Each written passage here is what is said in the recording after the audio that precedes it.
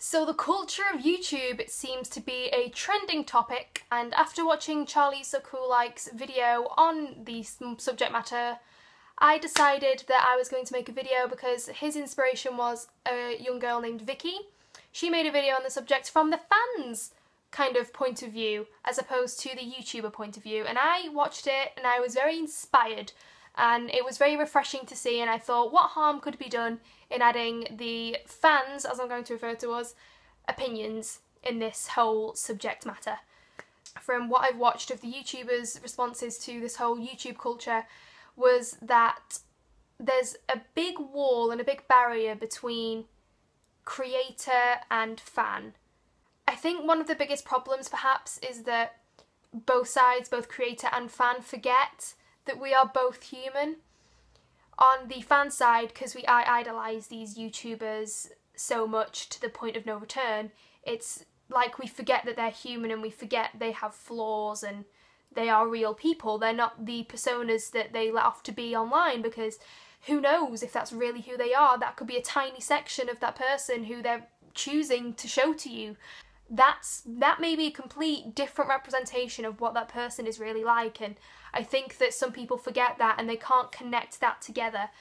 And the YouTubers, obviously they can't single out every single fan. Obviously they can't do that, but I think there is a big problem of YouTubers categorising all fans into the same kind of stereotype. And I don't think that every YouTuber has that mentality, but I think every YouTuber has that tiny kind of mentality somewhere in their mind, because who is not going to have their ego boosted a bit by having so many subscribers? And I know that having this fame and being boosted into this fame is going to be difficult to handle, because it's not just YouTube fame anymore. It's gotten to the point where they can be considered genuine celebrities. It's like Tanya Burr, I saw in Superdrug the other day. She had her own nail varnish collection. I know Zoella was in Company, in the magazine. I think it was Company. And Dan and Phil have their own radio show and they've been on TV, and I know that right now, I think that they were at the Big Weekend, Radio 1's Big Weekend, and they've been behind the scenes of things as opposed to actually then they used to be the people watching them, and they were the fans, and it's crazy how much that it's escalated. And I do think that one of the main problems is the fact that there's this misunderstanding between both parties. And just as a example from my experience of in YouTube culture, it's in Summer in the City 2012. That was just around this time. I was just getting into YouTube. I just discovered two YouTubers who, if you do watch my channel, you're going to know who I'm referring to. I don't even need to mention their names. But I'd gone to Summer in the City to meet these two YouTubers, and it wasn't so professional and commercial as it is now. The first year I went was 2012. It was in a building called the Brewery. It was relatively big. It was nowhere as big as Alexandra Palace, but it was relatively big.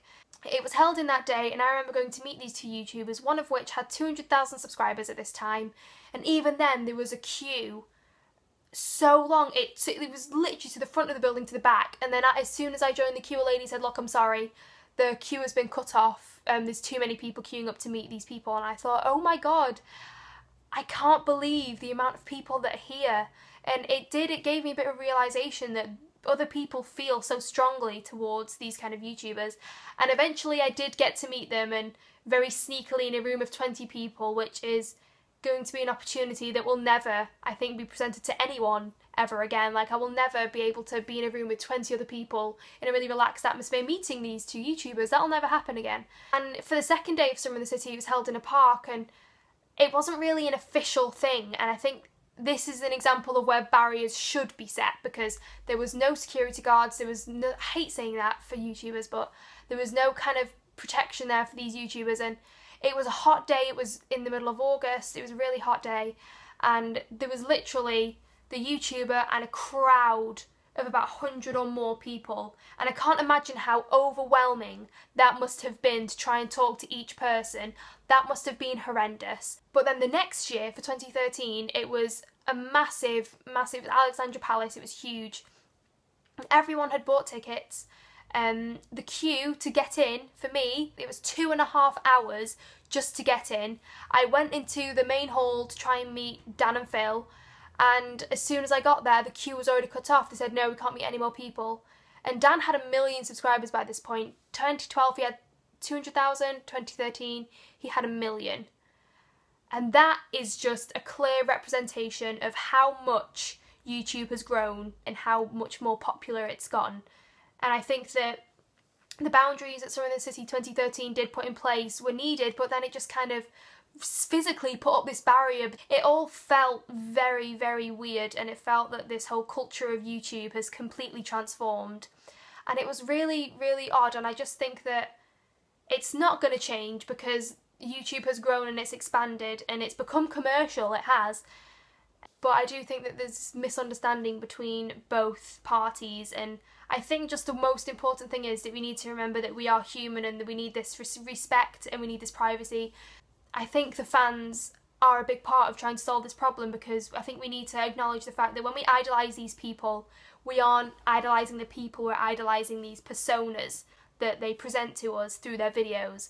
And I think that the YouTubers themselves need to realise that all fans are not the same, and no, they can't single out every person and try and think of how they feel and what kind of person they are, but also don't generalise us and try not to kind of focus on the negative sides, because you're always going to have the bad people in fandoms and the bad kind of aspects to that. But I think it's easy to focus on the negatives, but I think on the other hand it's really good sometimes to think of the good that these YouTubers are doing and how they're helping people. I think also it's just the fact that how these YouTubers could present themselves. Like today, I have done my hair like more than I would to go out usually, just visiting places. I've done my makeup and I try and present myself in a way that you guys will like me.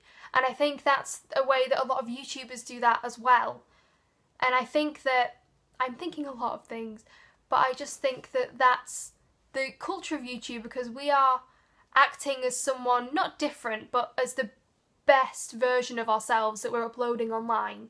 And it's just how YouTube is now. It's not little, it doesn't have a little niche audience, it's a massive, expansive thing.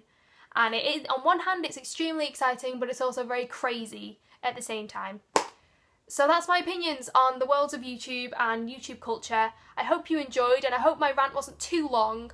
I hope you have a nice week, and perhaps subscribe, that'd be pretty cool. If you check out my videos, that'd be cool too.